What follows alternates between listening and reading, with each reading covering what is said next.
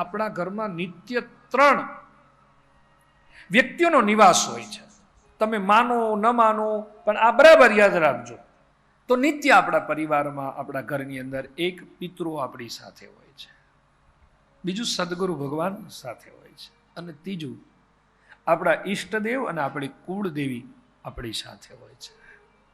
આ 3 પરમ તત્વ મારીને તમારી રક્ષા કરે છે. હવે આ ત્રણેયની પ્રસન્નતા માટે શું કરવું એ પાછો પ્રશ્ન આવે. પિતૃઓને નિત્ય દીવો અર્પણ થાય અને સદગુરુ ભગવાનને એનું સ્મરણ ભજન અર્પણ થાય, અને મા કુળદેવી અને ઈષ્ટદેવને સમયે સમયે એનું નૈવેદ્ય અર્પણ થાય છે. તો પિતૃની કૃપા હોય તો ઘરમાં પ્રસન્નતા વધે છે. સદગુરુની કૃપા હોય તો ઘરમાં શાંતિ પ્રાપ્ત થાય છે, અને ઈષ્ટદેવી અને ઈષ્ટદેવની કૃપા ઉતરે તો ઘરમાં સુખ સમૃદ્ધિ વધે છે.